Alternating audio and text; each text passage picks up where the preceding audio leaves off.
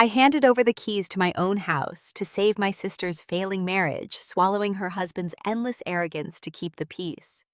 But when a harmless graze at our family barbecue earned me a brutal slap across the face, my heartbreaking sacrifice instantly turned into a nightmare. They assumed they could take my home and my dignity without consequence. They had no idea I was a risk analyst who was about to legally dismantle their entire world. The July heat radiating off the propane grill was suffocating. The backyard hummed with the loud chatter of 20 relatives holding plastic cups and paper plates. I was balancing a heavy ceramic tray of slow-cooked ribs, sidestepping a massive red cooler, when I turned toward the patio table. I brushed against Greg. It was barely a graze, just my shoulder lightly grazing his arm. But Greg stumbled backward. The imported amber beer slipped from his grip. The bottle shattered violently against the slate patio stones, sending a spray of foam and shards across the ground. Before the glass even settled around his expensive leather loafers, Greg spun around. His hand cracked across my face with the sudden force of a whip. The heavy ceramic tray jerked in my hands, but I did not drop it. A sharp, stinging heat bloomed instantly across my left cheek, radiating up to my eye. For one terrible second, the entire backyard went completely dead. The loud hiss of the grill suddenly sounded like a jet engine in the suffocating quiet. Forks stopped moving. Conversations died in my relatives' throats. Everyone froze. My aunt, my uncle, my cousins. 20 people stood paralyzed, watching the bright red handprint rise on my skin. Greg stood inches from me, breathing heavily. He was 36 years old and perpetually between ventures, which was our family's polite terminology for chronic unemployment. He glared at me as if I had just committed a violent crime against him. I stood perfectly still. I did not drop the tray of food. I did not scream or raise my hand to my face. I am 32 years old, and I work as a senior risk analyst for a commercial insurance firm. My entire professional career is built on calculating catastrophe, assessing damage, and mitigating fallout. Panic is a luxury I simply do not indulge in. Instead of shouting, my eyes drifted down to the slate patio stones. I watched the amber liquid seep into the grout. I paid $7,000 to have those specific stones laid down 5 years ago. Because this was my backyard. This was my house. 3 years ago, my sister Jillian sat crying at my kitchen table. Greg's last tech startup had imploded under the weight of his own ego. They were facing imminent eviction and bankruptcy. She begged me to help save her marriage. I wanted to be the supportive sister. I packed up my life, signed a lease on a cramped one-bedroom apartment across town, and let Jillian and Greg move into my beautiful 3-bedroom suburban home. I let them live there completely rent-free. I did it because I believed that family took care of family. I continued paying the property taxes. I paid for the recent roof repairs. I handed them a pristine sanctuary to rebuild their lives. And in return, the man living rent-free in my house, standing on the patio I paid for, had just struck me across the face over a spilled beverage. The silence stretched tight enough to snap. Greg squared his shoulders entirely unapologetic, waiting for me to break. He assumed he held all the power because he occupied the space. The seconds following physical violence in a crowded space stretch out like pulled taffy. A distant lawnmower hummed a few streets over. A blue jay called out from the oak tree above the yard. Everything else was completely dead. Aunt Carol stood near the blue plastic cooler holding a half-eaten hot dog. She stared intently at her paper plate, refusing to look up. Uncle Dave suddenly found the stitching on his baseball cap utterly fascinating. Several cousins shifted their weight, but kept their eyes firmly glued to the grass.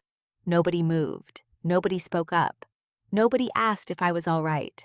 I watched the people who had known me since I was a toddler choose the path of least resistance. In commercial risk management, we call this the bystander effect, combined with conflict avoidance. To my family, it was simply keeping the peace. They would rather let a 32-year-old woman stand there with a burning cheek than confront the angry man who put it there. Then the screen door banged open. Jillian rushed out onto the patio. My younger sister was wearing a floral sundress she had purchased with a credit card I helped her pay off last winter. I stood there and waited for the horror to register on her face. I waited for her to step between me and the man who had just assaulted me. She walked right past me, Jillian grabbed a stack of paper napkins from the buffet table and began frantically dabbing at the front of Greg and his expensive imported linen shirt. She completely ignored the bright red mark swelling on my face. She fussed over the splashed beer on his sleeve, asking him repeatedly if the broken glass had scratched his skin. Only after she confirmed her husband was perfectly uninjured did she turn to look at me. Her eyes held absolutely zero sympathy. They held pure, unadulterated annoyance. "Look what you did, Clara." Jillian threw the soiled napkins onto the lawn. "You are so clumsy and disrespectful. You completely ruined his shirt. You need to apologize to him right now." I felt a cold, clinical calm wash over my brain. The stinging pain on my face faded into background noise. I did not raise my voice. I did not need to. I simply stated the factual sequence of events. "He hit me, Jillian." Greg let out a short, bitter laugh. He wiped a drop of foam from his chin and sneered. "Oh, please. You bumped into me on purpose. You have been walking around all afternoon with a chip on your shoulder. You are just a jealous spinster who cannot stand seeing us happy in our own home. Our own home." The words settled over the patio. They hung in the humid July air like toxic smoke. Greg genuinely believed the lie he was telling. He had lived in my house rent-free for so long that he had convinced himself he owned the walls around him. Jillian crossed her arms. Her jaw tightened into a rigid line. She stood shoulder to shoulder with the man who had struck her sister. "Apologize to my husband for ruining his afternoon, or get out." I looked at her. I looked at the sister I had shared a bedroom with growing up. The sister who called me weeping 3 years ago because she had nowhere to go after Greg ran his latest venture into the ground. I looked at the patio furniture I had purchased, the string lights I had hung with my own 2 hands, the life I was subsidizing for people who openly despised me. "Get out of our house, Clara." Jillian pointed a shaking finger toward the wooden side gate. "Leave. If you have ever been the designated scapegoat in your family, you know exactly how heavy the air gets when the trap finally springs shut. You know the metallic taste of total betrayal. The old version of me would have cried. The old version of me would have argued, reminded them of my financial sacrifices, and begged them to see reason. But I am a senior risk analyst. I evaluate failing assets, and I cut my losses. I did not scream. I did not shed a single tear for them. I stepped forward and walked to the large teak dining table. I lowered the heavy ceramic tray of slow-cooked ribs and set it down. I made sure it was perfectly centered next to the potato salad. I wiped my hands on a cloth napkin. I picked up my leather purse from the back of a lawn chair. I did not look at Greg. I did not look at Jillian. I did not look at his 20 relatives who were still staring at their shoes. I walked across the freshly cut grass. I unlatched the side gate. I walked to my car parked on the street. I pressed the unlock button on my key fob and opened the door. The sound of the barbecue did not resume behind me. The heavy, suffocating silence followed me all the way down the block. The interior of my car felt like a vacuum chamber. I drove with the radio off and the air conditioning turned low, so the only sound was the steady hum of tires against the hot asphalt. Every time I stopped at a traffic light, I caught a glimpse of myself in the rearview mirror. The skin stretching across my left cheekbone had already swollen into a raised, angry welt. The shape of his fingers was clearly defined in bright red against my pale skin. The physical pain was a dull, throbbing heat keeping time with my racing pulse. But my mind was detached from the sensation. I reached up and touched the mark once. I did not flinch. I just cataloged the injury as a critical data point. It was a catastrophic variable I had entirely failed to predict. On the passenger seat next to my purse, my phone vibrated relentlessly. The screen illuminated the dim interior of the car over and over again. I did not need to pick the device up to know exactly who was attempting to reach me. When I merged onto the highway, I finally glanced over at the glowing display. There were 5 text messages from Jillian, then 8, then 12. They were not apologies for her husband striking me. They were not frantic messages asking if I needed an ice pack or a doctor. They were itemized financial demands. She informed me of the exact designer brand of the linen shirt Greg had been wearing. She stated it was imported from Italy and cost over $400. She demanded I send a wire transfer to her checking account by morning to replace the garment I had so carelessly ruined. A grown man had just assaulted her sister in front of 20 witnesses, and her primary concern was securing reimbursement for his wardrobe. That was the precise moment the final trace of sisterly obligation evaporated from my body entirely. I work as a senior risk analyst. My daily life revolves around identifying toxic liabilities and mitigating massive financial loss. For 3 years, I had treated Jillian and her husband as a distressed asset. I genuinely believed that offering them a beautiful, rent-free suburban home would give them the breathing room to repair their broken finances and heal their relationship. I thought I was providing a secure safety net, but as I watched the highway streetlights wash over my bruised face, I realized the fatal flaw in my fundamental calculation. I had not saved a marriage at all. I had simply subsidized a deeply arrogant abuser. I had provided a comfortable fortress for a violent man and his fiercely entitled enabler. My property was not a bridge to a better life for them. It was a free stage where they could play wealthy executives using my money and my silent sacrifice as their personal props. I pulled into the parking lot of my apartment complex. The building was a generic beige block next to a gas station. The metal stairs to my second-floor unit creaked loudly under my weight. My living room was roughly the size of the master bathroom in the house I had surrendered. Cardboard boxes from my move 3 years ago were still stacked in the corner. I had treated this cramped space as a temporary hardship for family loyalty. I walked straight past the tiny kitchen. I ignored the phone still vibrating aggressively in my leather purse. I went to the back of my small bedroom closet and knelt on the rough carpet. I dragged a heavy fireproof safe out from under a stack of winter coats. I punched in the 6-digit security code. The heavy metal bolt clicked open. Inside, nestled safely between my passport and my corporate tax returns, was a thick legal file. I pulled it out and ran my fingers over the perfectly aligned plastic tabs marking the pages. Printed in bold black ink across the front cover were the words, "Conditional Occupancy Agreement." They thought I was just a soft sister who would retreat in shame. They had forgotten they were dealing with a woman who builds watertight contracts for a living. Tuesday morning arrived with the sterile hum of the air conditioning unit in my corner office. My risk analysis firm operates out of a sleek glass building in downtown Hartford. It is an environment built entirely on logic, probability, and calculated outcomes. Before sitting down at my dual-monitor desk, I took a quick detour to the executive washroom. I leaned close to the brightly lit mirror and carefully applied a heavy layer of waterproof concealer over the yellowish-purple bruise blossoming along my left cheekbone. The swelling had gone down over the weekend, but the distinct shape of a hand was still faintly visible. I did not feel angry looking at the dark marks on my skin. I simply felt the cold, sharp clarity of a breached contract. At precisely 9 in the morning, I walked back to my desk, picked up my office phone, and dialed a number I had saved 3 years ago. The line rang twice before a familiar voice answered. "Good morning, Clara. This is Harrison. What can I do for you today?" Harrison was the senior estate attorney who had drafted the original paperwork when I foolishly agreed to let Jillian and Greg move into my house. He was incredibly thorough and completely devoid of sentimentality, which was exactly why I hired him in the first place. I bypassed the usual polite small talk completely. "Harrison, I need you to pull up the master file for the suburban property. I am officially invoking Section 4 Clause B of the Conditional Occupancy Agreement." I heard the rapid clicking of a mechanical keyboard on the other end of the line. There was a long, heavy pause as he located the digital file and scanned the relevant paragraph we had crafted together. When he finally spoke, his professional tone had dropped a full octave. "Clara," he said carefully, "you do realize what you are asking me to activate.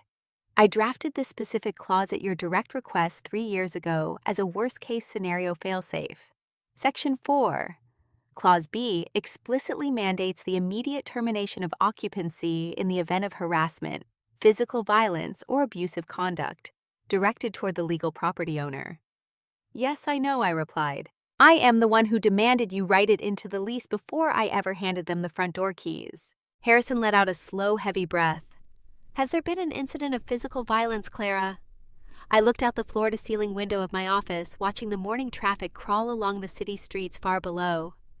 Yes, there was an incident on Saturday afternoon. It was unprovoked, and it occurred in front of 20 witnesses. Do you need me to contact law enforcement? He asked instantly. I can have a protective order drafted and filed by noon. No police, I instructed firmly. A formal police report would give them a public stage to perform on.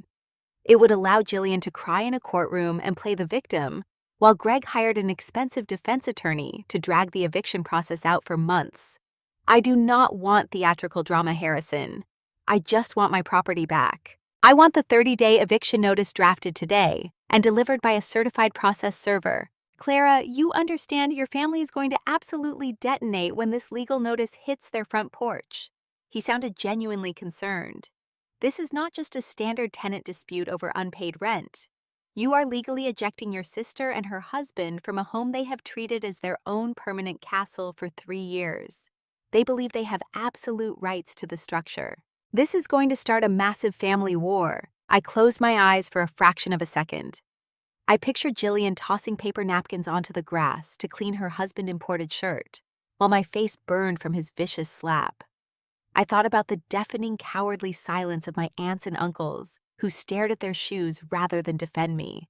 I had traded my personal comfort to provide them a sanctuary, and they had turned it into a hostile territory.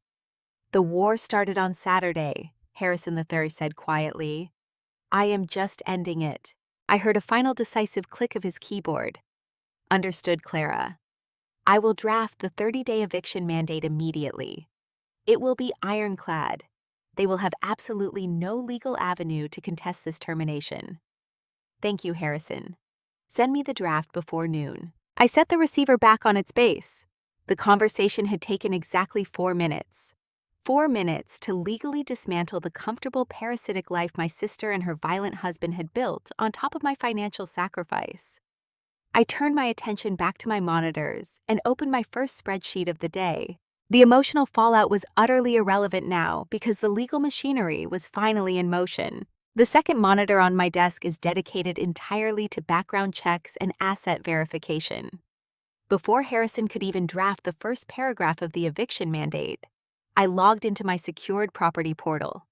In corporate risk management, you never initiate a hostile action without first running a comprehensive diagnostic on the asset in question. I needed to ensure the title was completely clear of any stray municipal liens or forgotten assessments before the certified process server arrived at my front door. I typed in the familiar suburban address. The screen quickly populated with a decade of pristine data points. My original purchase date was there. My impeccable mortgage payment history was perfectly intact. The county tax records I had personally satisfied every single November were all present and accounted for. Then my eyes caught a jarring line of text highlighted in bright yellow near the bottom of the screen. A pending hard inquiry had been registered against the property address exactly 4 days prior. My fingers flew across the mechanical keyboard. The rhythmic clacking echoed in the quiet office as I pulled up the detailed report from the commercial lending institution that had flagged the inquiry. The applicant name on the file was not mine. It was Gregory Mitchell. He had formally submitted a loan application for a $150,000 home equity line of credit.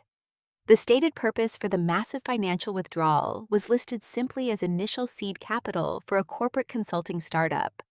He had boldly listed my 3-bedroom home as his primary collateral. I leaned back in my ergonomic chair and stared at the glowing monitor. The air conditioning vent above my desk hummed a steady monotone. The sheer scale of the delusion was almost difficult to process. Greg was attempting to borrow $150,000 against a residential property he did not own. He was literally trying to use my hard-earned equity as his personal piggy bank. The puzzle pieces of his monumental arrogance at the Saturday barbecue finally clicked together in perfect logical sequence. Greg was not just a violent freeloader throwing a random temper tantrum over a spilled beer. He genuinely believed the house was legally his. For 36 months, he had paid the electric and water bills, while I silently covered the massive mortgage and the property taxes. In his deeply flawed, uneducated understanding of real estate law, he assumed those routine utility payments had successfully established adverse possession. He actually thought paying for the internet and the air conditioning gave him legal ownership of a $500,000 suburban home. He had slapped me on that patio because he saw me as a trespassing guest on his grand estate. He viewed his sister-in-law as a weak, annoying obstacle who could be easily intimidated into remaining silent while he drained her net worth to fund his latest imaginary business empire. Jillian had undoubtedly supported this massive fantasy, convinced they were finally on the verge of wealthy independence. I picked up my ceramic coffee mug. The dark roast inside had gone completely cold, but I drank it anyway. The bitter liquid hit my stomach like ice water, bringing my focus into absolute razor-sharp clarity. Greg thought he was brilliantly outsmarting a quiet woman who spent her entire professional life studying the mechanics of financial ruin. He had built his entire fraudulent future on the arrogant assumption that I would never check the public records. He had absolutely no idea that his fake loan application required a manual title verification process. It was a standard banking procedure that was about to collide violently with the legal trap I was currently building. The cursor blinked rhythmically on my glowing monitor perfectly, keeping time with the quiet ticking of the silver wall clock. I sat back in my ergonomic chair and allowed the profound arrogance of the situation to wash over me. The violent event at the barbecue was no longer a confusing blur of humid air and shattered glass. It finally made perfect logical sense. Gregory did not strike me simply because he was startled. He did not hit me because my shoulder grazed his arm and caused him to drop an expensive imported beer. He struck me because in his deeply distorted reality, I was standing in his way. To my brother-in-law, I was not a generous relative who had sacrificed her own comfort to keep a premium roof over his head. I was merely an annoying squatter occupying his imaginary estate. I was a weak female obstacle he felt entitled to literally swat aside the moment I inconvenienced his grand illusions of wealth. He viewed my property as his personal collateral. He viewed my silence as an invitation to take everything. In commercial risk analysis, we classify this specific type of threat as a catastrophic systemic vulnerability. You cannot negotiate with a systemic vulnerability. You cannot reason with it or sit down at a diner table and expect it to behave rationally. You can only neutralize it completely before it compromises the entire operation. I picked up my office phone and pressed the speed dial button for Harrison. He answered on the second ring. "Harrison," I said, keeping my voice perfectly level. "I need to append a severe directive to the eviction mandate. We have a hostile financial maneuver currently in play." I detailed the pending home equity line of credit. I gave him the name of the commercial bank and the exact application timestamp. Harrison is a seasoned professional who has handled complex estate litigation for 3 decades. Even so, I could hear his sharp intake of breath through the receiver. "Clara, that is blatant mortgage fraud," he stated, his tone sharpening.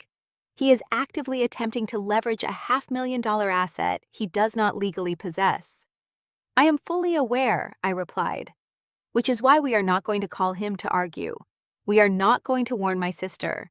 We are going to lock the property down immediately." I instructed Harrison to draft and file a lis pendens on the property title before the county clerk office closed for the afternoon.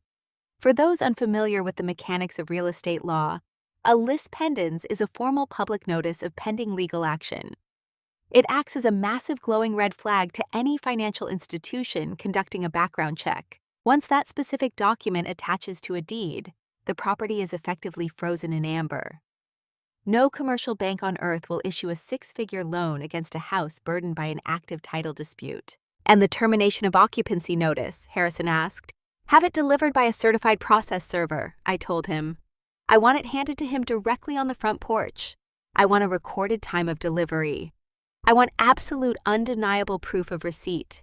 People often wonder why I did not simply drive over to the house and confront them. They ask why I did not scream and demand answers for the betrayal. But screaming implies a total loss of control. Screaming tells the abuser they have successfully penetrated your emotional defenses. Greg desperately wanted me to be emotional. He wanted me to be the frantic, irrational sister so he could maintain his calm, entitled facade and convince my family I was the problem. I absolutely refused to perform the role he had written for me. By 3:00 that afternoon, the legal snare was officially set. The county records updated with a heavy digital finality. The title was totally secured against any external borrowing. A certified process server was dispatched to the quiet suburban neighborhood where my sister and her husband were currently living their comfortable lie. I closed the banking portal on my second monitor and took a slow, calming sip of my water. Gregory thought he had successfully bullied an anxious pushover. He had absolutely no idea he had just initiated a high-stakes financial conflict with a woman who held every single key to his total destruction. I know exactly how Wednesday morning unfolded at the commercial lending suite. The regional branch manager at that specific bank happens to handle corporate risk portfolios for my firm. He painted the scene for me later with absolute clinical precision. Greg walked through the heavy glass doors of the bank at exactly 10 in the morning. He wore a tailored navy suit and carried a pristine leather briefcase that Jillian had purchased for him. He bypassed the standard teller line entirely and made his way straight back to the executive lending offices. He sat down in a plush leather chair across from a senior loan officer named Thomas. For 20 straight minutes, Greg aggressively pitched his imaginary consulting firm. He threw around corporate buzzwords like market disruption and scalable paradigms. He drank sparkling water and leaned back in the chair, crossing his legs. He exuded the deep, unearned confidence of a man playing completely with house money. He firmly tapped the home equity application on the desk. He had proudly listed my beautiful suburban home as his primary collateral. He wore the exact same arrogant smirk he had on his face right before he struck me. Thomas smiled politely and excused himself to pull the final underwriter approval. Greg checked his reflection in his phone screen. He was already mentally spending the $150,000. He assumed he had brilliantly outsmarted a quiet woman who would simply retreat into the shadows and lick her wounds. But when Thomas returned 15 minutes later, he did not carry a congratulatory gift. He did not offer a silver pen for final signatures. Thomas looked exceptionally pale. He carried a single thin printed report. The easy, accommodating posture of a banker wooing a wealthy client was completely gone. Thomas sat down rigidly. He slid the loan application back across the polished mahogany desk. Greg frowned deeply and asked if there was a simple clerical error. Thomas shook his head. He stated the undeniable facts with zero emotion. The underwriting department had pulled the hard title report on the property. Thomas informed Greg that his name did not appear anywhere on the deed. Greg immediately scoffed. He waved his hand dismissively and loudly claimed it was just a minor family trust technicality. He aggressively insisted that because he paid the monthly water and electric bills, the equity legally belonged to his household. Thomas cut him off. He slid the underwriter report forward so the bold text was visible. Thomas explained that a formal notice of pending legal action had been firmly attached to the title less than 24 hours ago. The asset was entirely frozen. No financial institution on earth would touch it. Furthermore, the mandatory background check revealed a formal termination of occupancy and an active eviction mandate recorded against Greg for that specific address. The eviction notice explicitly cited physical violence against the legal property owner. The bank was legally denying the massive loan application. The illusion of the successful wealthy entrepreneur shattered instantly. Greg completely lost his temper. He slammed his fist down hard on the mahogany desk and demanded to speak to the regional director. He shouted that his bitter sister-in-law was just throwing a hysterical, jealous tantrum. He insisted they push the funding through immediately. Thomas did not argue. He did not try to calm the furious man sitting across from him. He simply reached beneath his desk and pressed a discreet security button. Within 30 seconds, 2 uniformed guards stepped into the quiet executive suite. They flanked the heavy wooden chairs and instructed Greg to lower his voice. They politely but firmly told him he needed to vacate the premises immediately. The man who assaulted me in my own backyard was now completely powerless. Greg scrambled to gather his useless paperwork. His face burned a furious mottled red. The guards escorted him out of the suite and walked him directly through the busy main lobby. Dozens of wealthy clients and local business owners stopped their conversations to stare. Greg marched through the front doors completely empty-handed and utterly humiliated. The financial fortress he thought he had conquered was actually a steel trap. The digital clock on my desk shifted to 4:15 when the electronic assault finally began. My smartphone began dancing across the polished wood, vibrating with a frantic, desperate rhythm. I did not silence the device. I simply moved it to the corner of my workspace and let the screen light up repeatedly. Within 10 minutes, there were 20 missed calls. By 5 o'clock in the afternoon, my digital voicemail inbox was completely full. I poured myself a fresh glass of sparkling water, put on my noise-canceling headphones, and played the messages one by one. I treated them like audio evidence in a corporate audit. Greg was completely unhinged. The confident executive who had swaggered through my backyard was gone. In his place was a frantic man screaming into his phone receiver. He accused me of sabotaging his entire future. He shouted that my petty vindictive actions were ruining his life and deliberately destroying his legitimate business. He demanded I call the bank and authorize his loan immediately. Not once in 14 separate voicemails did he mention the fact that he had struck me. To Greg, the physical violence was entirely irrelevant. The only tragedy was the sudden loss of his unearned capital. Before we get into exactly how I handled this coordinated family ambush, please take a quick second to like and subscribe. Drop a comment below telling me where you are watching from and what time it is in your city. I genuinely love reading those. Now let us get back to the fallout. While Greg was screaming into my voicemail, Jillian was quietly activating the family network. My sister knew she could not rely on legal rights, so she immediately weaponized social pressure. She knew exactly how to play the victim, and she launched a massive preemptive strike to control the narrative. My Aunt Carol was the first flying monkey to reach out. She left a breathless message begging me to reconsider. She pleaded with me not to be so incredibly vindictive over a tiny little barbecue argument. According to Carol, sisters fight sometimes, and kicking Jillian out of her own home was simply an evil overreaction. Then the real lie surfaced. My cousin David sent a cautious text asking if I needed a short-term loan. Jillian had spent the entire afternoon calling every aunt, uncle, and cousin in our contact list, spreading a beautifully crafted fiction. She told them I had secretly lost my job and gambled away my savings. She claimed I was completely bankrupt and was forcefully stealing the suburban house back from them so I could sell it to pay off my massive secret debts. It was a brilliant strategy for someone who lived entirely in a world of appearances. Jillian provided our relatives with a narrative that made her the innocent martyr and painted me as the desperate villain. She gave them a perfectly acceptable reason to rally behind her and ignore the red mark that had been on my face. I sat in my quiet office listening to the fabrications multiply. I did not text David back. I did not call Carol to argue. I did not engage with a single frantic voicemail from my brother-in-law. When you are the target of a smear campaign, defending yourself only gives their lies oxygen. I let them burn through their energy, spinning wild tales, while I securely held the only document that mattered. Let them believe I was bankrupt. Let them believe they had successfully cornered me. The absolute, undeniable truth was coming for both of them soon enough. The frantic digital circus playing out on my phone was nothing more than background static. I closed the voicemail application and placed the device face down on the cool glass surface of my desk. Panic is the refuge of the unprepared. I am a professional risk analyst. When a threat perimeter is breached, I do not argue with the intruder. I audit them.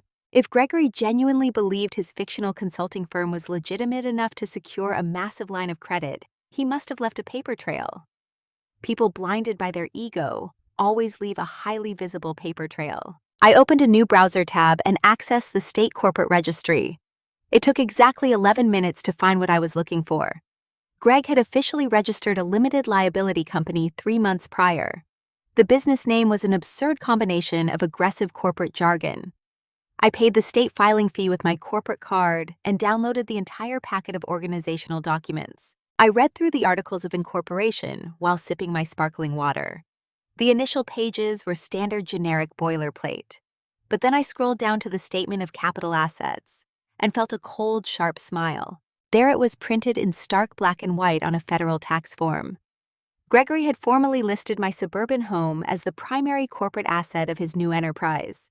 He had actually certified under penalty of perjury that a house he did not own was the physical capital backing his imaginary startup. He had inflated his net worth by $500,000 using my property to legitimize his fraudulent business plan. This was no longer just a delusion of grandeur or a simple case of adverse possession. This was documented federal mortgage fraud hiding right in plain sight. Before we get into exactly how I handled this ambush, take a quick second to like and subscribe. Drop a comment telling me where you are watching from today. I genuinely love reading those. Now let us get back to the binder. In my line of work, documentation is the ultimate currency. An allegation without proof is just gossip, but verified data is an execution. I opened my desk drawer and retrieved a black leather binder. Today, I was finally auditing my toxic brother-in-law. I printed the fraudulent application and placed it very securely behind a red tab. I transcribed every single abusive voicemail Greg had left me. I typed out his frantic, screaming word for word and printed the transcripts with exact timestamps. I took screenshots of every financial demand Jillian had texted me, including the ridiculous invoice for his ruined imported linen shirt. I captured Aunt Carol and her pleading messages alongside every insulting remark from my cousins. I printed them all. Every lie, every threat, every piece of digital venom was carefully cataloged, dated, and filed behind a heavy plastic divider. My family was busy spreading their convenient fiction, while I was building a fortress. By 8 o'clock that evening, the office building was completely silent. The cleaning staff pushed their carts down the carpeted hallway outside my door. Inside my office, the black binder sat perfectly centered on my desk. It was 3 inches thick. It contained the complete forensic reconstruction of a family that had decided I was nothing more than a convenient bank account. They had spent the entire day building a fragile house of cards out of gossip and manufactured victimhood. They genuinely thought their volume would overwhelm my truth. They had no idea what was actually waiting for them tomorrow. I ran my fingers over the smooth leather cover of the binder. I had the facts. I had the felony evidence. I had the absolute certainty that comes from knowing your opponent has already destroyed themselves. The trap was fully constructed. All I had to do now was wait for them to walk right into it. I packed my briefcase and turned off the overhead lights. I locked the office door and walked to the elevator. The drive back to my tiny apartment was entirely peaceful tonight. I did not check my phone once. My quiet preparation was perfectly complete. Sunday mornings at the local diner always smelled exactly the same. It was a highly specific combination of burned filter coffee, scorched bacon grease, and heavy lemon floor cleaner. I sat in a faded red vinyl booth near the back by the kitchen swinging doors. It was my weekly sanctuary. The relentless clatter of heavy ceramic plates and the shouting of the line cooks provided the perfect white noise. I had a stack of printed quarterly reports on the chipped Formica table and a mug of black coffee in my hand. For 45 minutes, I existed in a state of absolute, undisturbed peace. I was not a scapegoat or a villain. I was simply a professional woman enjoying her breakfast. Then the small brass bell above the front entrance violently jingled. I did not look up immediately. I was deep into calculating the depreciation of a corporate shipping asset. But my peripheral vision caught a sudden aggressive movement marching down the narrow center aisle. The ambient noise of the diner seemed to temporarily drop as 3 distinct figures approached my booth. They moved with the synchronized purpose of a hunting pack that had finally cornered its prey. Jillian arrived first. She did not say a single word of greeting. She simply slid into the bench directly across from me, pushing my toast plate aside to make room for her designer handbag. Greg followed right behind her, folding his large frame into the booth next to his wife. His knee intentionally slammed against the table leg, rattling my coffee mug. The dark liquid sloshed over the rim and stained the bottom of my financial report. He did not apologize. He wanted me to know my boundaries meant absolutely nothing to him. Before I could even shift my weight to stand up, Aunt Carol slid into the booth right beside me. She pressed her hip firmly against mine, physically trapping me against the thick, cold glass of the window. I was completely boxed in. It was a classic intimidation tactic designed to trigger a claustrophobic panic response. They wanted me to feel small-cornered and entirely at their mercy. I slowly set my pen down on the table. I did not shrink against the glass. I did not demand they move or call for the manager. I simply observed the hostile architecture of the situation they had just constructed. As a risk analyst, I evaluate threats by breaking them down into manageable components. Right now, the components were sitting inches from my face. The sensory details of their ambush were overwhelming. Jillian immediately began tapping her long acrylic nails against the hard Formica tabletop. The rhythmic clicking sounded like a metronome ticking down to a manufactured explosion. She was vibrating with a frantic, nervous energy, her eyes darting around the diner to ensure no one was watching them. Right beside her, Greg sat leaning heavily forward over the table. He was breathing through his nose in deep, ragged pulls. The sound was intentionally loud and aggressive. It was the heavy, intimidating breathing of a man trying to project absolute physical dominance without actually throwing a punch in a crowded public space. Aunt Carol smelled strongly of cheap floral perfume and anxious sweat. She leaned in uncomfortably close to my shoulder, pretending to be the gentle family peacemaker, while simultaneously acting as a physical barricade preventing my escape. The entire booth radiated a toxic, suffocating entitlement. They had clearly received the certified eviction mandate. The legal process server must have ruined their peaceful Sunday morning coffee, and they had immediately tracked me down to my regular breakfast spot to exact their emotional revenge. "Clara, what is wrong with you?" Jillian hissed the words, keeping her voice low, to avoid drawing the attention of the waitress wiping down the adjacent counter. "You are acting like an absolute psychopath." Aunt Carol placed a damp, clammy hand over my forearm. "We are your family, Clara," she whispered urgently. "You cannot just throw your own sister out on the street over a silly little disagreement. You need to call your lawyer right now and stop this ridiculous temper tantrum." Greg did not speak. He just glared at me from across the table. His jaw was clenched so tightly the muscles jumped beneath his skin. He was waiting for me to break. He was waiting for the tears, the apologies, the frantic backtracking that usually followed their coordinated attacks. He expected me to beg for their forgiveness for daring to defend my own property. I looked at Jillian tapping her nails with furious entitlement. I looked at Carol clutching my arm like a desperate warden. I looked at the man who had slapped me just a few days ago, now sitting trapped in a diner booth, unable to access his fraudulent commercial loan. I felt my pulse settle into a remarkably slow and steady rhythm. The air in the diner was thick with the smell of burned coffee and their desperate panic. They genuinely thought they had ambushed me. They did not realize they had just cornered a woman who had already meticulously cataloged their total financial destruction. The physical pressure in the booth was designed to break my nerve. Jillian reached into her oversized designer tote bag with jerky, frantic movements. She bypassed her expensive sunglasses and pulled out a thick stack of papers held together by a cheap silver binder clip. She dropped the disorganized paper bundle directly onto my pristine quarterly financial reports. The sudden slap of the pages against the Formica table made my coffee cup rattle a second time. I lowered my gaze to the top sheet of the pile. The bold black letters printed directly across the upper margin were completely unmistakable. It read, "Quitclaim Deed."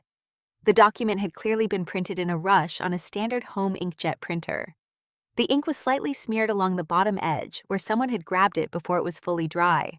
Jillian leaned forward until her face was inches from mine. I could smell the sharp peppermint of her chewing gum mixing with the heavy scent of diner syrup. "You are going to sign this today, Clara. You are going to transfer the deed to the house into our names immediately." She tapped her manicured index finger against the signature line at the bottom of the page.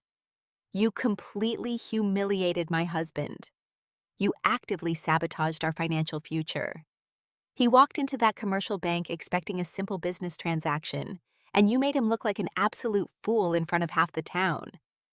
You owe him a massive apology for that embarrassment. But more importantly, you owe us this property to make up for the permanent damage you just caused his professional reputation." I sat perfectly still and let the sheer magnitude of her delusion wash over me. My sister genuinely believed that because her husband was denied a fraudulent commercial loan using my personal collateral, I was somehow indebted to him. She thought the logical remedy for his failed bank heist was for me to simply hand over a $500,000 asset alongside a plate of scrambled eggs. Aunt Carol squeezed my trapped arm again. She tilted her head, giving me a look of practiced pity. "Clara, sweetie, you need to listen to reason." Her voice dropped into a soft, soothing tone, usually reserved for placating toddlers. "You are a single woman. You live in a perfectly fine little apartment near your office. You do not need a giant 4-bedroom house in the suburbs." Carol sighed deeply as if my stubbornness was a heavy physical burden she was bravely carrying. "Your sister has a fragile marriage to maintain. She has a real family to think about and a future to build. You have plenty of money from your corporate job. Just sign the paper, Clara.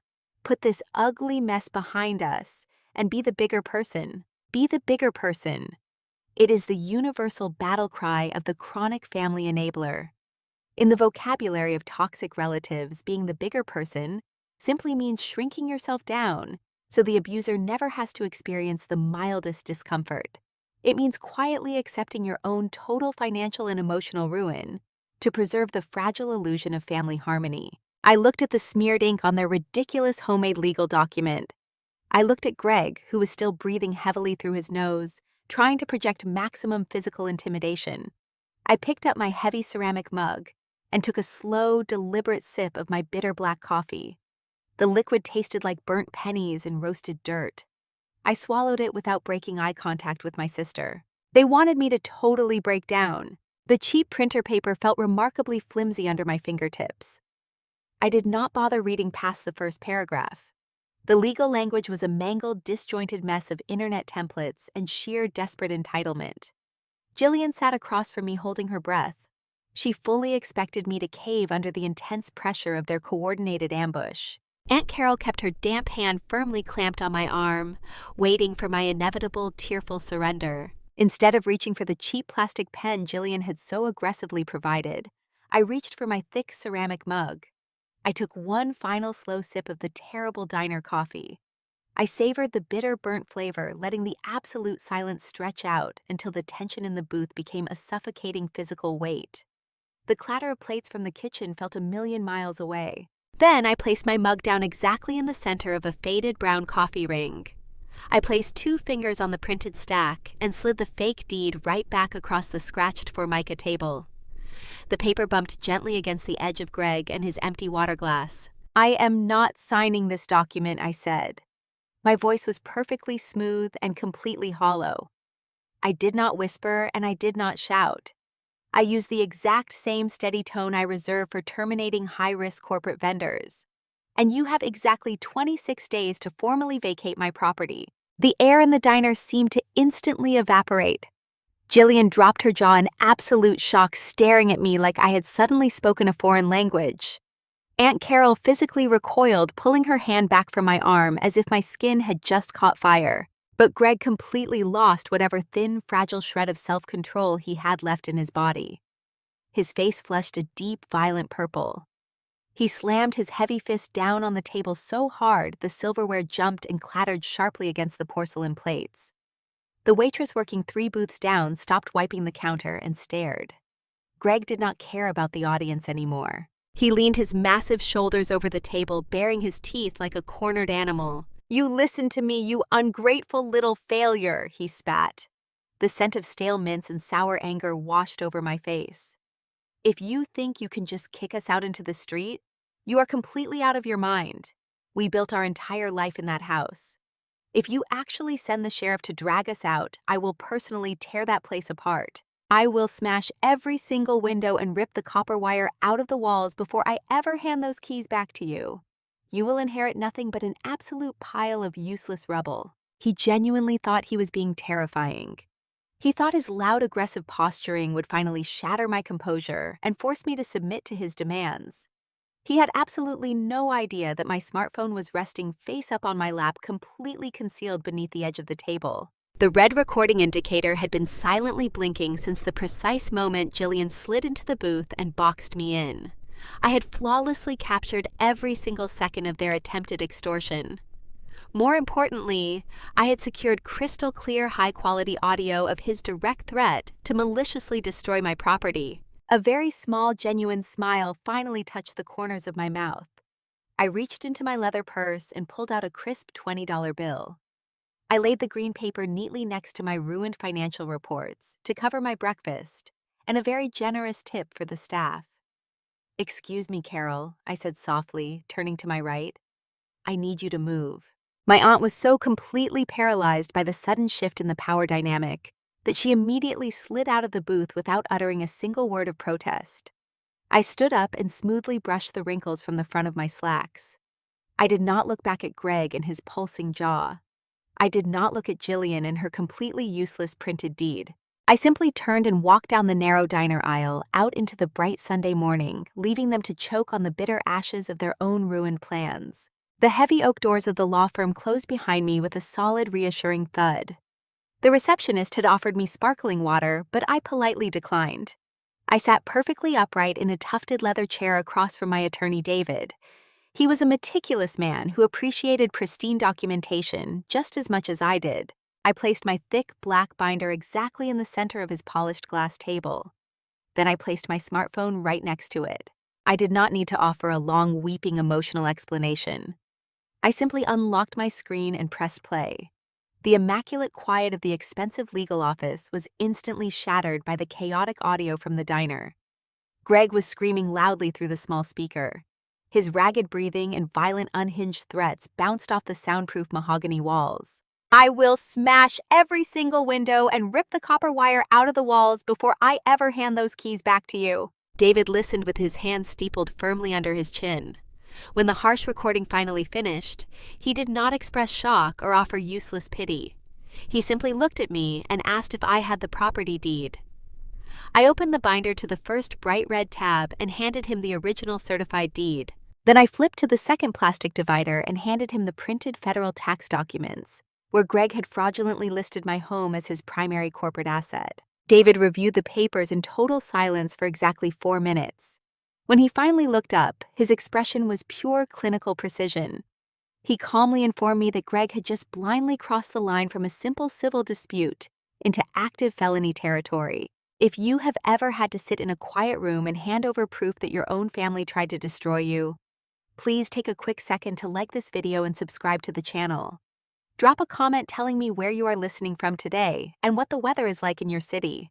I genuinely love reading those. Now let us get back to the legal strategy. David outlined our next moves like a seasoned general planning a flawless military campaign. The audio recording of the property threat was immediately forwarded to the local police department to establish a formal record of criminal intent. A judge would easily grant a temporary restraining order preventing Greg from removing or damaging a single fixture inside the house. Meanwhile, the forged commercial loan application was packaged and sent directly to the State Fraud Investigative Unit. I walked out of that law office feeling an incredible, massive weight finally lift off my tired shoulders. I was no longer fighting a messy emotional war with my toxic relatives. I had officially transferred the battle to the cold, hard legal system, where fake tears and endless manipulation hold absolutely zero currency. The countdown was officially locked in place. They had exactly 26 days left. I went back to my corporate job and simply resumed my normal daily routine. I ran complex risk assessment models and drank my bitter black coffee. My phone remained blissfully silent because my wireless carrier automatically routed all calls from my sister and my aunt directly to a blocked holding folder. But I knew exactly when the court processor arrived at their front door. It happened on a cold, rainy Thursday morning. My attorney sent me a brief message confirming the delivery. 2 simple words: papers served. I could vividly imagine the chaotic scene unfolding across town. Jillian answering the heavy front door in her expensive imported silk robe, expecting another luxury package delivery. Greg sitting comfortably on my custom leather sofa, drinking premium coffee he paid for with my money. The board process server handing them a thick, heavy manila envelope filled with undeniable legal reality. They were officially notified of the hard eviction mandate. They were formally served with the strict restraining order, explicitly warning them that any damage to the home would result in immediate arrest. And tucked at the very back of the stack was a formal notice of investigation from the state authorities regarding the fraudulent business filings. The absolute blinding panic that must have washed over that house was something I did not need to personally witness to deeply appreciate. They had spent years relying entirely on my quiet compliance. They truly believed I would simply absorb their endless abuse to keep the fragile family peace. They never expected the quiet sister to build an impenetrable fortress out of receipts and permanently lock them outside the gates. Total desperation has a very specific scent. In the corporate risk sector, we call it the decay phase. It is the exact moment when a rational person realizes they are trapped and decides to do something spectacularly illegal to break free. For my brother-in-law, that phase began 4 days after the process server visited my property. The pressure of the looming eviction had completely shattered his judgment. I was running a comparative risk model for a European shipping firm, when an immediate priority notification chimed loudly on my secondary monitor. It was an automated alert from the county property records office. When you place a formal hold on a real estate title, you can register for continuous tracking. Any subsequent filings against the deed trigger an immediate email. The subject line glowed bright white against my dark screen. Document recorded release of lis pendens. I stopped typing. The mechanical keyboard went silent in my empty apartment. The ambient hum of my computer tower felt loud. A release document meant someone had formally requested the county clerk to remove the blockade on the property. It meant someone was claiming our dispute was fully settled and the asset was clear for transaction. I quickly clicked the secure link and downloaded the scanned file. I leaned in to carefully examine the paperwork. It was a poorly formatted legal release printed on cheap paper. At the very bottom of the second page was my signature. Or, rather, it was a clumsy interpretation of my signature. The loops were far too wide and the angle was entirely wrong. It looked exactly like the signature I used on a utility bill 5 years ago, when I first moved into that house. It was the kind of paperwork a desperate man might dig out of a basement storage box. But a signature alone means nothing without verification. I scanned the right side of the document. There was a fresh notary stamp. Greg had not walked into a local bank or a law firm to do this. He was far too cowardly to commit a felony face-to-face. He had utilized a remote online notarization service. These platforms are designed for convenience, but they have complete security vulnerabilities if the user possesses stolen identity documents. Greg had clearly uploaded my utility bills alongside a copy of my outdated passport he probably found in a desk drawer and impersonated me digitally. Why would he take such an irreversible risk? I opened a separate encrypted browser and checked the property title history again. 3 minutes after the forged release was filed, a new deed of trust was officially recorded. It was not from a commercial bank. The financial fortress had absolutely firmly locked him out. Instead, it was from a predatory hard money secondary lender operating out of Nevada. They are the kind of shadowy institution that charges 20% interest and funds fast cash loans with zero ethical oversight. Greg was trying to liquidate the stolen equity immediately before the eviction mandate forced him out onto the street. If you have ever watched someone you once trusted willingly cross the line from pure toxic behavior into criminality, you know how strange it feels. It is not anger. It is a profound clinical disappointment. You finally realize they were never the person they pretended to be. They were always just waiting for the right moment to take what belonged to you. He thought he was brilliant. He assumed the digital nature of the single transaction gave him a perfect invisible shield against any consequences. But remote notaries are legally required to keep video logs of every verification session. They track IP addresses and verify digital footprints. Greg had not just forged my name on a piece of paper. He had committed federal wire fraud, identity theft, and perjury, and he had recorded himself doing it. I did not panic. I simply saved the PDF document into my heavy receipts folder. I created a new subfolder and carefully labeled it felony fraud. Then I picked up my phone to dial my attorney. Greg wanted fast cash right now. What he was about to get was a federal indictment. It was exactly 10 in the evening on a Friday when the digital trap finally snapped shut. I was sitting on my living room sofa with a cup of chamomile tea. The ceramic mug warmed my palms. The apartment was entirely quiet except for the low hum of the refrigerator. My laptop rested on the coffee table, projecting a soft blue light across the dark hardwood floor. A sharp chime echoed through the silent room. It was not a standard text message or a social media update. It was the distinct high-pitched notification from the county property division. Because I manage risk for a living, I never leave my personal assets exposed. I had placed a maximum security fraud alert on my residential title the exact same day I served the eviction mandate. I opened the email and read the automated text. A secondary lender out of Nevada was officially attempting to execute a wire transfer to fund a massive hard money loan. They were trying to record a newly executed deed of trust against my home. Greg had actually done it, He had pushed his desperate forged documents through the secondary financial market, and the automated system had flagged the transaction right at the finish line. He assumed that a transaction initiated late on a Friday night would easily slip past the normal bureaucratic checkpoints. He thought the weekend would give him the perfect window to secure the cash and hide the evidence. He was relying on the laziness of a county clerk and the shadows of a Friday evening. He failed to account for my meticulous preparation and my relentless daily vigilance. I did not feel a rush of adrenaline or a wave of panic. My heart rate remained perfectly steady. I simply picked up my phone and dialed Harrison. He is a senior real estate litigator who charges $600 an hour, and he answers my calls on the first ring.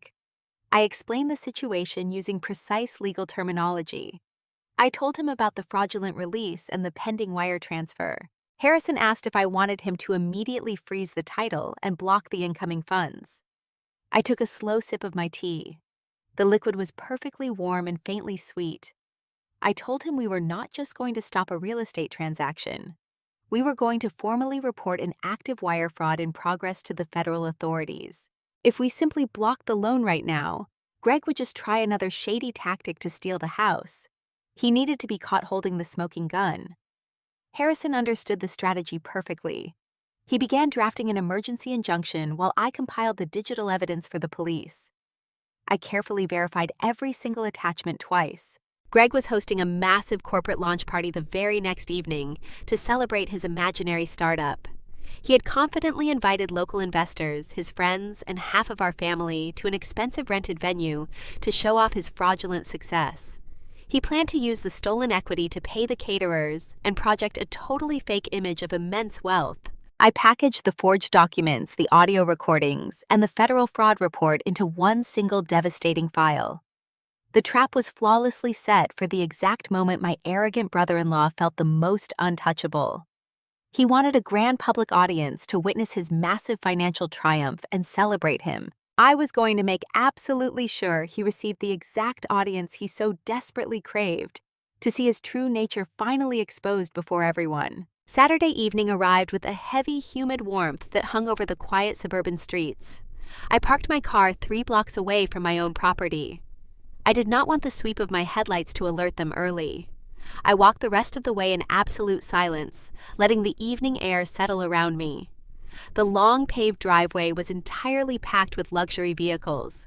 Hired valets were rushing back and forth collecting keys from people I had never met. The front windows of my 4-bedroom house blazed with bright yellow light. I could hear the loud thumping bass of a hired DJ bleeding through the thick insulated glass. Greg had spared zero expense to celebrate his imaginary empire. He had transformed my residential living room into a high-end networking event. Through the large front bay window, I watched 50 guests mingling on my polished hardwood floors. There were local investors in tailored suits holding champagne flutes. There were my aunts and cousins eating catered appetizers off tiny ceramic plates. And standing right in the center of it all was Greg. He wore a tailored navy blazer. He held a thick crystal tumbler filled with amber scotch. He was tapping a silver spoon against the glass to command the attention of the crowded room. The background music dropped to a low murmur. The crowd gathered around him, smiling and waiting for the conquering hero to speak. I stood perfectly still in the shadows of the front porch and listened to the performance. The heavy oak door was propped slightly open to let the evening breeze inside. Greg projected his voice with the unearned booming confidence of a man entirely disconnected from reality. He welcomed everyone to the official launch of his new enterprise. He swept his arm broadly across the room, gesturing to the vaulted ceilings and the crown molding I had personally paid to restore 3 years ago. He told the gathered investors that this beautiful estate was the physical foundation of his operation. He confidently called my home his primary corporate asset. He claimed that securing this premium property was just the very first step in his financial expansion plan. He spoke endlessly about risk and bold vision and the sacrifices required to build real generational wealth.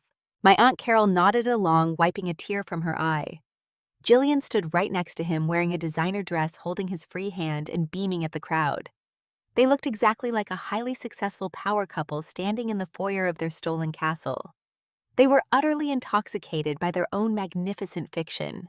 They had successfully gathered 50 witnesses to validate their delusion, I checked the thin silver watch on my left wrist. It was exactly 8:15. I turned my head slightly. Standing quietly on the brick porch steps behind me were 3 men. Harrison, my corporate attorney, adjusted his briefcase. He wore a sharp charcoal suit and possessed the absolute calm of a man who dismantles fraudulent companies for a living. Next to him was a uniformed locksmith holding a heavy tool bag. Completing our small group was a licensed county process server wearing a neutral expression and holding a thick stack of court-mandated paperwork. I gave Harrison a single nod. I reached out and pushed the oak front door wide open. The wood swung inward and hit the interior wall with a loud, sharp crack. The conversation in the foyer instantly died. The sudden noise severed the final line of Greg's speech. 50 people turned their heads simultaneously to look at the entrance. I stepped over the threshold and walked directly into the center of my own house. I wore a tailored black suit and a pair of perfectly polished leather heels. I did not storm into the room screaming. I did not look angry or upset or emotionally wounded. I looked exactly like a risk analyst conducting an extremely hostile audit. Harrison stepped in right behind me, closely followed by the locksmith and the server. The visual impact of our arrival was immediate and devastating.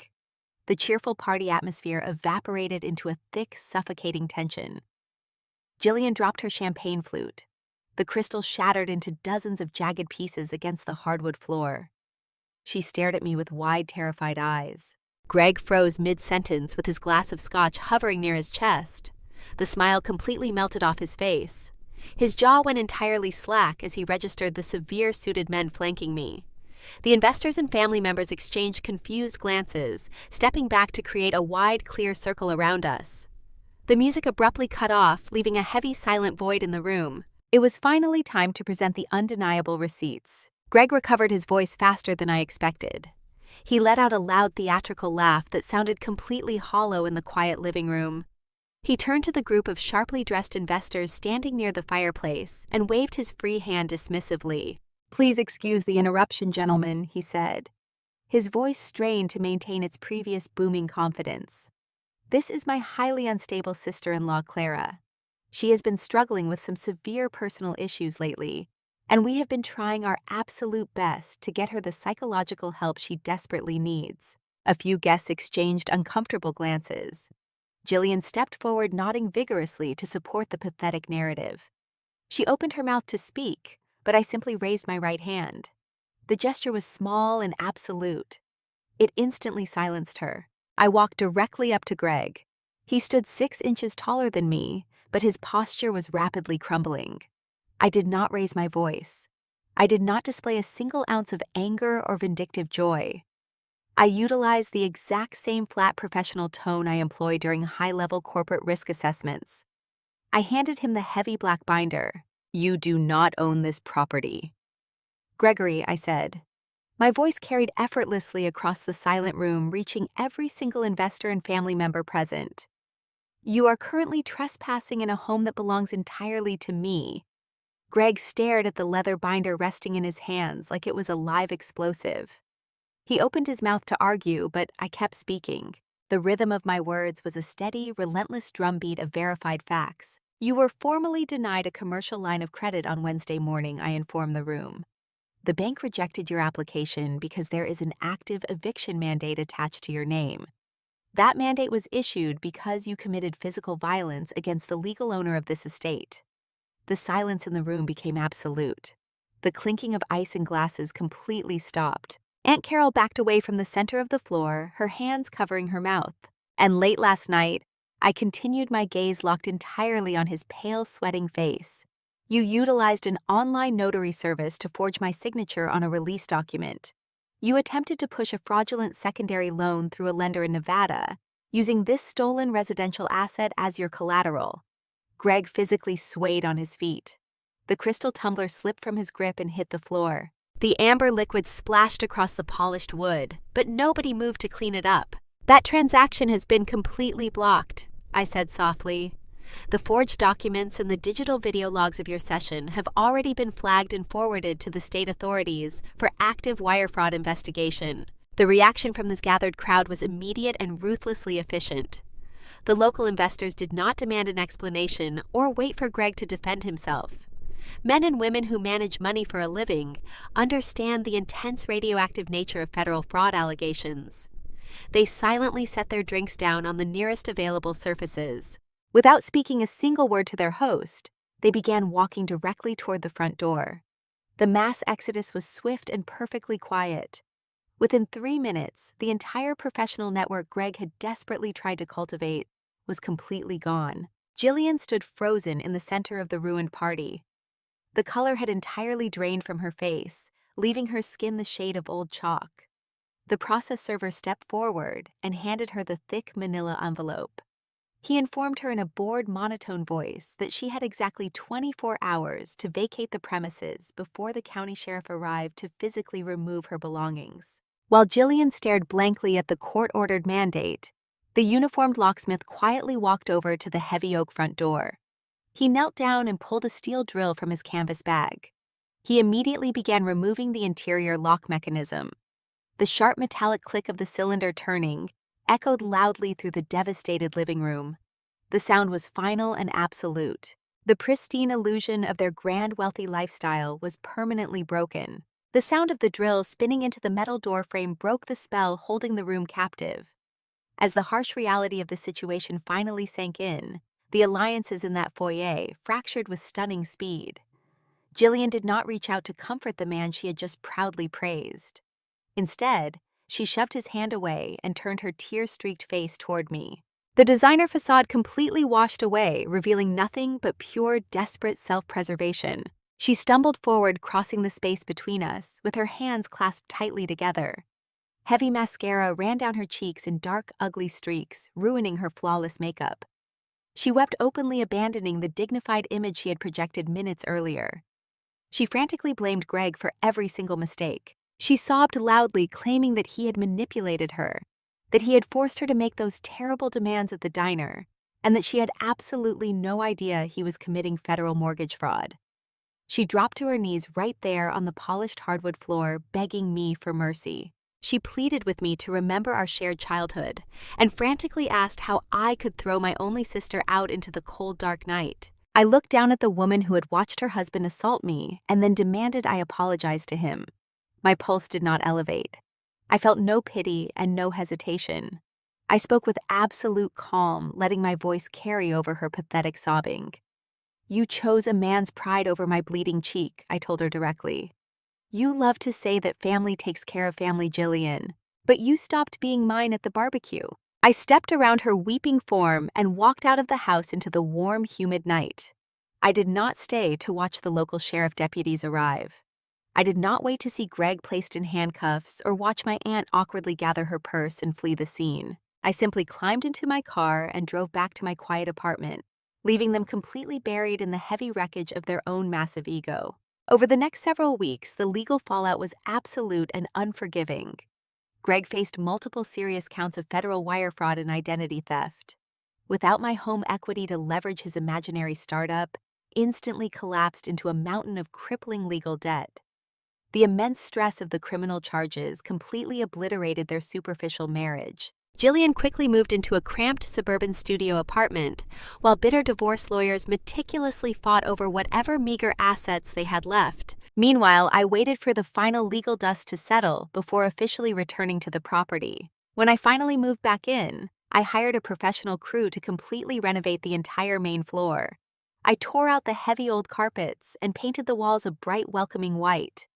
I replaced the dark, oppressive furniture with vibrant things I actually loved. I filled the entire space with warm light and quiet peace, finally living in a beautiful home that was entirely my own. The long journey to finally finding my own safety was extremely difficult.